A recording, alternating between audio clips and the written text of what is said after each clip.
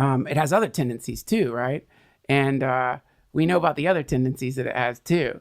So the energy there is very powerful and real.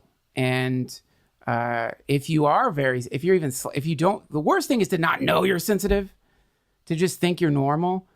Oh man, you are fucked if you go to that place, because it'll start fucking with you a little bit. And which is why all these like people who have a variety of mental illnesses would show up there throughout the years. You know, it almost would draw them to it. But I'll tell you, man, two ghost experiences that I had there. One, we would have clairvoyants come in there every once in a while. Like once a year, a clairvoyant would come in and want to like try to communicate with the spirit of the place, because it's a legendary haunted place. And so this clairvoyant comes and they're like, can we just walk through the building? I just want to see if I can communicate with the spirits here. And so we're walking through the building, and they're doing the usual clairvoyant shit, which I'm pretty skeptical about, because it's like if you name a certain number of names, you're going to hit something. So the name stuff that they do, I don't know. I don't usually pay attention to it, like I'm sensing a William brothers, some kind of brothers. There was a thing. And also it's a researchable building. So it's like anything you say is not going to make me feel like it's proof of something if you're in a historic building. But that's the steps going up to the belly room? Yes. And there's like a sign at the bottom of the steps there. I think it's neon. It definitely has lights. I don't know what. Inside or outside? So out inside. Right. You make the right turn, you go up those steps, and there's a sign. There's a neon sign. Right. There. Okay. So they go by that. She goes by that sign and stops. And starts being like, oh, that's when she's saying it's brothers. There's some kind of someone. There's something happened. She's like, dude, it's straight out of Poltergeist shit, and that was pretty weird, but pretty good act. And then that fucking sign, man, it starts going. Zzz, zzz, zzz, zzz. It's reacting to her. I'd never seen that sign do that. That I saw it with my own fucking eyes. Now what that was, I have no idea, but it creeped me out. The other thing I saw there was really interesting. And I think, when people talk about the ghost of the Comedy Store, they're thinking like Casper, something with a sheet over its head, or some kind of like, stereotypical ghost concept. But if you think about it more in terms of like there's an energetic form there that repeats itself, this will make more sense. And that's what the ghost is. But I was like, I was looking down the hallway at the belly room, and I was just watching some comics and some dumb fight, just fighting, you motherfucker. They were like I don't know the comics where they were like someone in a belly room show, but they were in a pretty intense fight. And I was just watching it. I couldn't hear them. They left, right? And then within like 3 minutes in that very same spot, 2 different people got in the same fucking fight. Same movement, same like da da da da da. I'm sitting there watching like an echo of the same fucking thing I just saw with 2 different people. Now, assuming that this wasn't some conspiracy where some weird goddamn freakish improv on the spot people were trying to fuck with some solitary belly room comedian sitting on the couch, then that indicates to me that there was like a kind of eddy, like a ripple that was happening there, like a little fucking energetic ripple that people who weren't protected or who were a little too reactive when they were getting in it, they were acting like it, and then trying to make sense of it later. That's the thing. So many people just do shit and then they try to make sense of it later. Like they don't even know why they did it. They just do a thing and then later they try to make sense of it.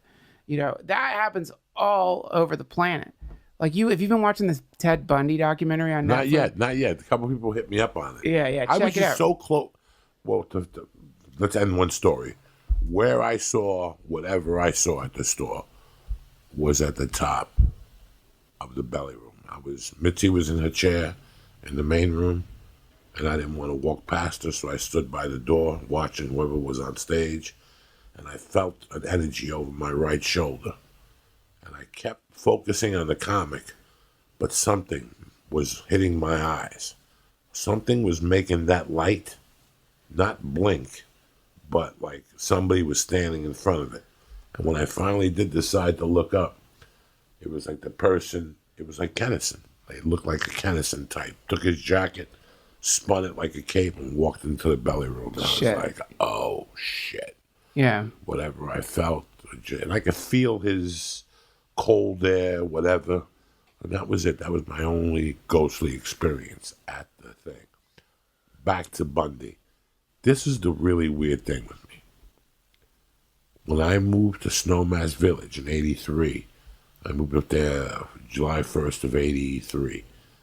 And, you know, I adapted to the area within 2 months. And I had a friend that was a chef that certain celebrities hired him. How he made his living in the winter was people would come in and they would hire him as a chef. Michael Douglas, Sidney Porter, people like that. Sure. And he had Jack Nicholas. The guy's name was Randy. And one night we were just walking to a bar that was called, it was like the local watering hole on Friday nights in Snowmass Village.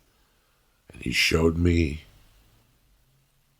the hotel where Bundy first took a woman from. It was in Snowmass Village up in, see if you could find it. Bundy and Snowmass Village. I think I just saw it on the documentary. I forget the name of the fucking hotel. This is the reporter? Is this the reporter? He was like, she was on the news. I don't remember all the facts. Yeah. And then when he escaped from Aspen County Jail, I mean, fucking, no offense, Lee. Lee is not a criminal. And Lee could escape from Aspen County Jail. Okay. Okay, and Lee's not a criminal. Lee could just walk out the door and trick Right. the Wilderness Inn. The Wildwood Inn? With the Wildwood Inn. There you go. That's where he took the chicks from. He broke it down for me. So now, I'm up at Aspen one day at the In-N-Out. The In-N-Out was a restaurant that my buddy Steve Schiavone, who still comes to my shows when I perform in Buffalo or Florida, because he's retired now. He was a cook at the time at this place. It wasn't even a cook. He was a sandwich. What was the place called? The In-N-Out. It's not like In-N-Out Burger. It's Not at all. a restaurant. This is 1983. Okay, gotcha. Half the size of this place. Gotcha. 3 people could stand in there at one time and order a sandwich. Everybody else had to stand outside. Right. And we were talking one day. We were smoking a joint in front of the place.